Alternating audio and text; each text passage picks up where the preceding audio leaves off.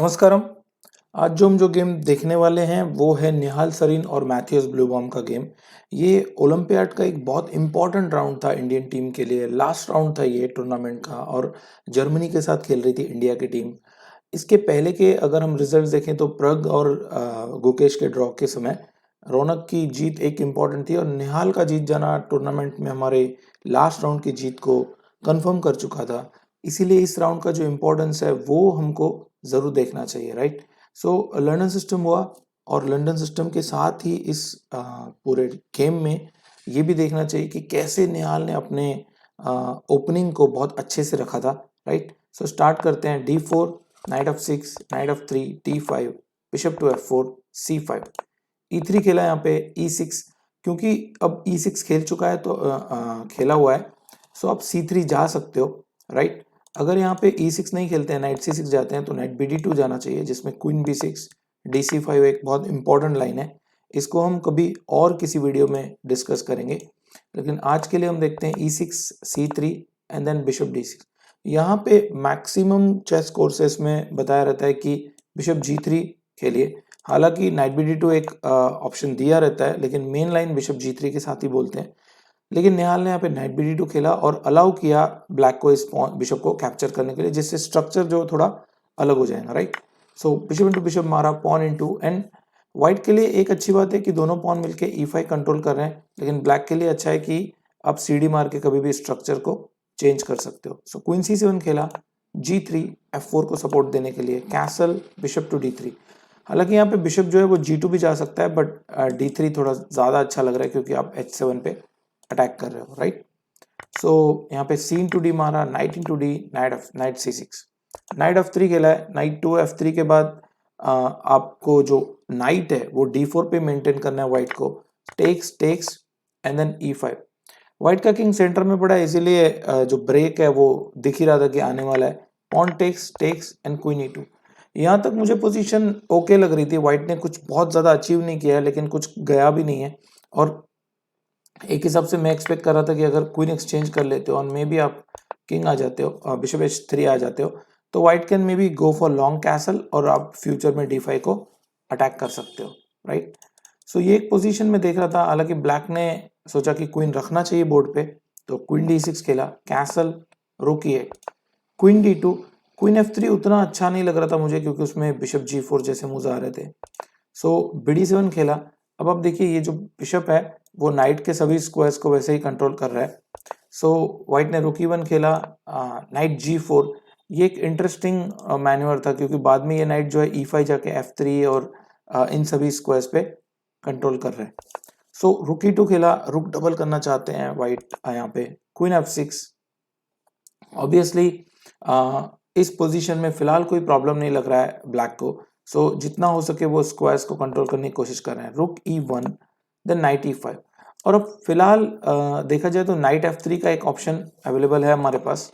रुक E3 खेला, रोका उसको नाइट F3 को, G6।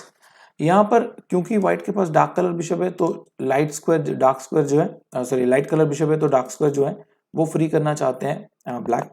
बिशप टू F1 और अब नाइट की रेंज जो बिशप है उसको हटा दिया है यहाँ पे व्हाइट ने। किंग G7, धीरे धीरे इम्प्रोवाइज कर रहे हैं ब्लैक यहाँ पे। B3, मैं सोच रहा था कि विदाउट B3 आप कभी भी बिशप को शिफ्ट नहीं कर पाएंगे इधर, क्योंकि बाद में नाइट C4 आ रहा था। सो इसलिए B3 खेला यहाँ पे, नाइट टू C6। अब इस नाइट को वो चैलेंज कर रहे हैं कि अगर आप मारने देते हो तो वो पोजीशन व्हाइट को मे बी स्लाइटली बेटर रह सकती है, बट ब्लैक आराम से कंट्रोल कर लेगा यहाँ पे। सो रुक F3 खेला, क्वीन पे अटैक किया, queen to D6 and then knight B5। अब यहाँ तक आते आते ये पोजीशन मुझे लग रहा है व्हाइट के लिए बिल्कुल बेहतर लग रही है, क्योंकि जैसे ही आप यहाँ पे क्वीन C5 जैसे मूव्स खेलोगे तो नाइट C7 आ रहा है। हालांकि यहाँ पे रुक इनटू E1 एक पॉसिबिलिटी थी, क्वीन C5, नाइट C7 आप जा नहीं सकते हो बिकॉज रुक इनटू रुक आ रहा है। क्वीन इनटू के बाद आप सिंपली रुक C8 खेल सकते हो, जिसमें इस नाइट को इश्यूज हो सकते हैं। सो इसीलिए नाइट B5 के बाद क्वीन C5 को नाइट C7 नहीं खेला और B4 खेला। फिर से इसको चैलेंज किया क्वीन को यहाँ पे, क्वीन टू F8। और फाइनली ये जो स्ट्रक्चर लग रहा है क्वीन साइड में वो इतना अच्छा नहीं लग रहा है व्हाइट के लिए, लेकिन D5 भी वीक है अगर आप सोचो कि C3 वीक है तो। साथ ही साथ उसका जो किंग है उसको आप कभी भी टारगेट कर सकते हो। तो निहाल ने यहाँ पे नाइट C7 खेल दिया, टेक्स एंड देन रुक d8, नाइट इंटू d5 मारा और एक सिंपल तरीके से पॉन अप हो चुके हैं, queen to d6 and c4। I think अब ये पोजीशन अच्छी खासी कमांड में थी, पर इसके बाद कुछ इंटरेस्टिंग मोमेंट्स आए थे जो टाइम प्रेशर में निहाल ने बहुत अच्छे से हैंडल किया था। बिशप e6 d5 को चैलेंज कर रहे हैं यहाँ पे, रुक टू d3। यहाँ मैं सोच रहा था कि ये भी एक चेक आ सकता है, बिकॉज अगर आप यहाँ पे किंग f8 जाते हो तो सिंपली मेट हो रही है, इसीलिए आप वो जा नहीं सकते हो। मे बी क्वीन e5 एक मूव आ सकती है, सो दैट्स वाई निहाल ने यहाँ पे रुक d3 खेला, queen e5 and then queen d2, क्योंकि व्हाइट का किंग सेफ है और आपको हमेशा इस पोजीशन में ब्लैक का जो किंग है उसके लिए भी डायगोनल्स में इश्यूज आ सकते हैं आफ्टर b2 और c3। तो क्वीन रख रहे हैं बोर्ड पे, क्वीन a1 खेला यहाँ पे, may be the idea is to play bishop h3 और यहाँ चेकमेट हो सकती है। a3 बिशप h3 शायद अगर आप खेलते हो तो क्वीन c3 चेक में एक्सचेंज हो जाएगा और उसके बाद आई थिंक ये पोजीशन कंट्रोल है वाइट के लिए। सो नाइट e5 खेला, queen c3 captures and then b5 एक बहुत ही इंटरेस्टिंग चाल लग रही थी उस वक्त जब ये गेम हुआ था, लेकिन इसको देखिए निहाल ने कैसे हैंडल किया। f4 खेला, पहले नाइट से एक सिंपल सा सवाल पूछा, कहाँ जा रहे हो भैया, सो नाइट इंटू c4 मारा एंड देन नाइट c7। ये इंटरमीडिएट मूव बहुत काम की आ गई थी वाइट के लिए, क्योंकि इसके बिना मुझे नहीं लग रहा था कि वाइट के पास कोई एडवांटेज का कोई बात होती, राइट। बिशप f5 खेला यहाँ पे, knight into b5 and then rook to d1। Obviously आप अगर इसको मारते हो तो बहुत सारे आइडियाज है, जैसे कि आप बिशप d3 आ सकते हो, मे बी रुक into f1, king into f1 and bd3, ये भी आ सकता है, लेकिन bd3 एक सिंपल मूव लग रही थी, राइट। हालांकि रुक d1 को उन्होंने किंग f2 खेला, नाइट टू c2। अब यहाँ पे दो अटैक है, एक तो f1 मर रहा है और दूसरा e4 चेक में 4 में रुक मर रहा है। सो व्हाइट ने यहाँ पे bd3 खेला, दोनों बचा लिया, a6 नाइट से फिर से थ्रेट दिया नाइट पे, यहाँ पे bishop into f5 and then pawn into. अब दिक्कत ये है इस पोजीशन में कि अभी भी यहाँ पे थ्रेट है और साथ ही साथ नाइट को भी मर रहा है।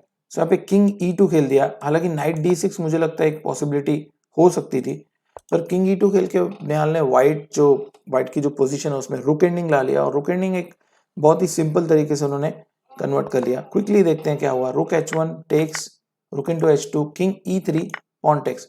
अब इक्वल पॉन है, लेकिन व्हाइट का किंग बहुत अच्छा लग रहा है, व्हाइट के पास रुक c5 और ये एक आइडिया है, लेकिन उन्होंने किंग d4 खेला। ये बहुत अच्छा तरीका है क्योंकि रुक जो है वो इन दोनों पॉन्स को बचा रहा है।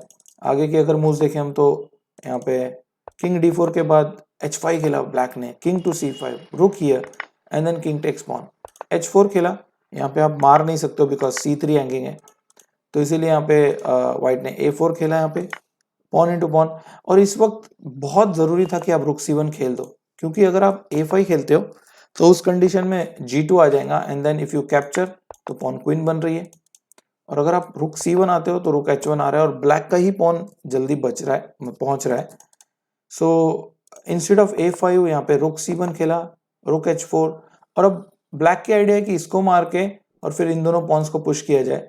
व्हाइट ने बहुत ही स्मार्टली रुक को g1 रख दिया, कैप्चर्स।